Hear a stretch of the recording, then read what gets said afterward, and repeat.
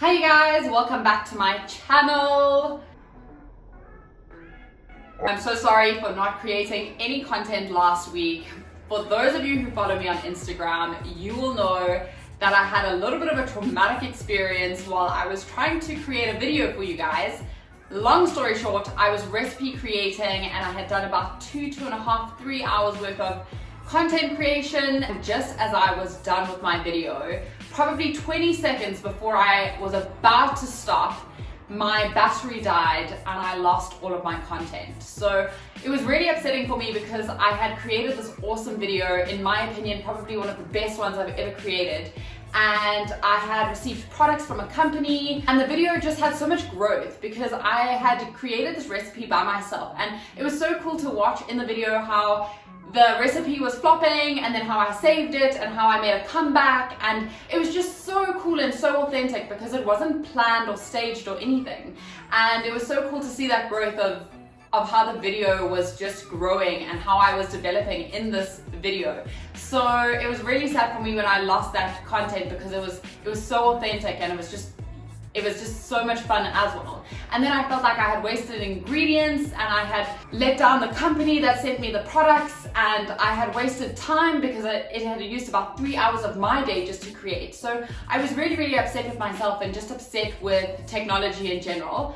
But I have learned my rookie error and take advice from my mistakes. Always film on a full battery. You would think it's simple and you would think that it's obvious, but I didn't film on a full battery. So that's my tip for today. Tip Monday, always film with a full battery. So I've learned my mistake and I will not do that again. But I will be redoing that video sometime this week, either on Wednesday or on Friday. So I am hoping to share it with you guys.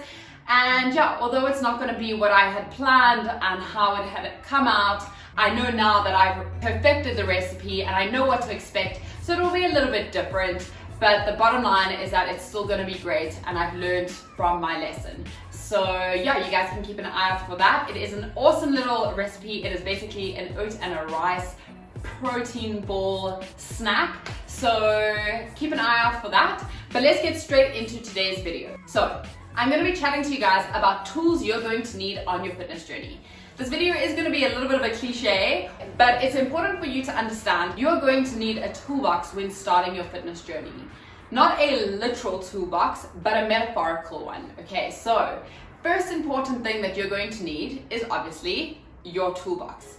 So you need a toolbox with many different tools in them, and I'm going to go into what tools specifically I think are important and that might help you.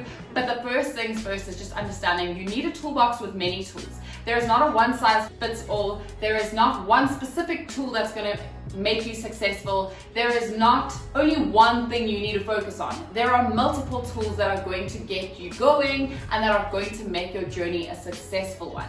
So first things first, having a toolbox with multiple tools. Everybody's tools look slightly different, but just having that box filled with them in. Something to support it and keep it together, okay? So, like I said, you're going to need multiple ones because there's not just one tool that is going to make your journey successful. So straight into the tools we need for our journey. The first one on my list is a paintbrush, because you need to paint a clear picture of what you want to achieve. You need to know what it is that you want to achieve on your journey, whether that's weight loss or weight gain or getting stronger or getting fitter or feeling better or feeling more confident. You need to know what it is you are working towards, because if you don't have a clear picture, unfortunately, you're just not going to get anywhere once you have started.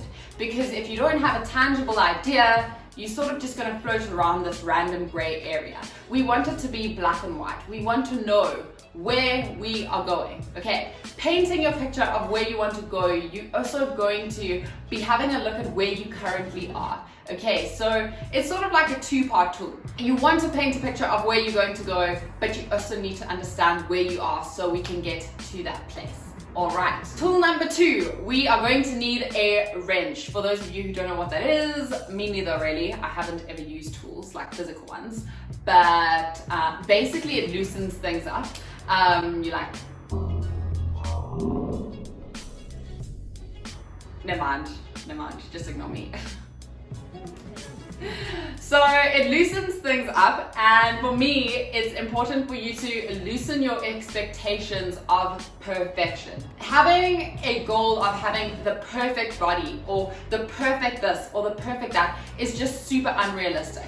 So loosening up your ideas and your expectations and the pressure you put on yourself to be perfect. It's okay to slip up, it's okay to have bumps in your road. Life is crazy, and there are going to be things that come up in your journey and in your life that were unplanned. So just loosening up those expectations and trying to strive for progress over perfection. So that is my tool number 2. Tool number 3 we're going to need is a hammer. It's so important for you to hit your workouts hard, put in the effort, put in the time, try your very best.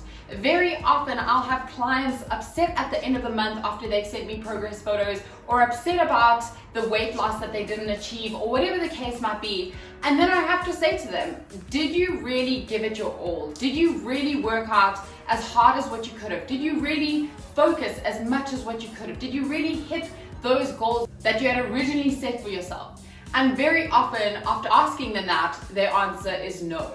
So tool number 3 for me is just understanding that you need to really try your best. You need to try to hit your daily goals. And the bottom line really is that not every day you're going to be able to give 100%.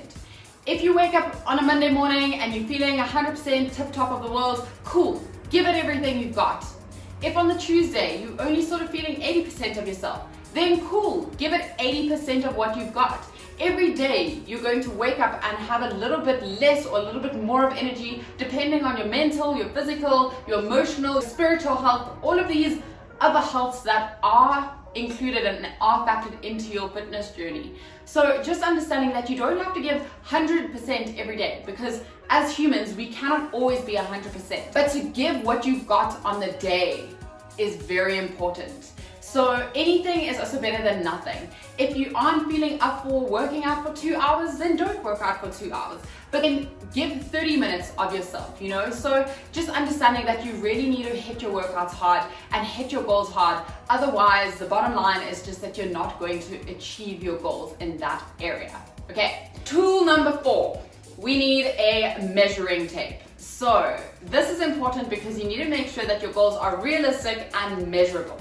I usually encourage my clients to have a little bullet journal or workout journal where they can track their progress and track that this week they did bicep curls with 2 kgs and next week they did bicep curls with 4 kgs and in 5 months time they're doing bicep curls with 10 kgs. So having your goals measurable, whether that is lifting heavier weights, whether that is running a faster 5-kilometer race, whether that is doing physical measurements, whether that is weighing yourself on the scale. This doesn't work for everyone, just a little disclaimer. But having goals that are measurable and tangible and achievable, but also having goals that are realistic. It's important to have a unit of measurement or a couple measurements so that you can actually see when you're progressing and when you're not progressing. Otherwise, you're just gonna, again, like I said, working towards this gray area. Next tool we have is an axe. For me, this is quite an important one, and it is to cut out any hindrances in your journey. So whether that is negativity in your life, toxic relationships, whether you are going out clubbing every Thursday, Friday, Saturday, Sunday, and you're not achieving your goals come Monday, check-in day, because there are things that are holding you back from achieving your goals.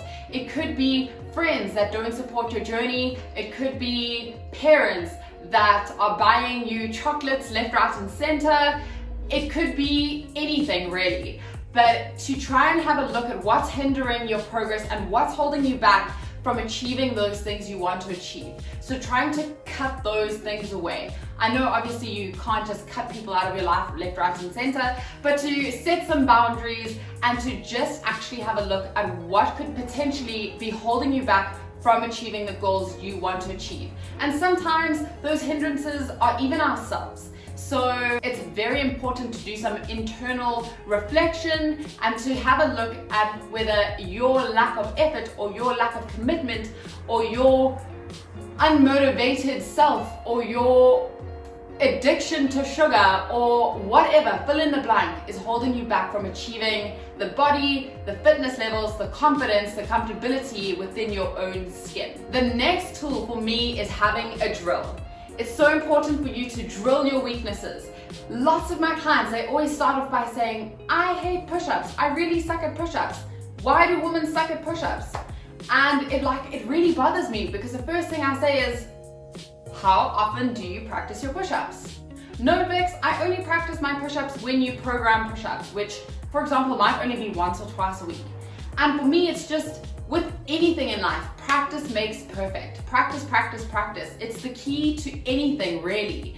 And if you suck at push-ups, or if you suck at pull-ups, or if you aren't squatting as low as what you want to squat, or if you're not good at running, drill your weaknesses until they become your strengths, because then when they become your strengths, you'll have something else you can focus on. And essentially, you're just gonna get stronger and fitter from doing so. So for me, that's a very important one. Drill your weaknesses until they become your strengths.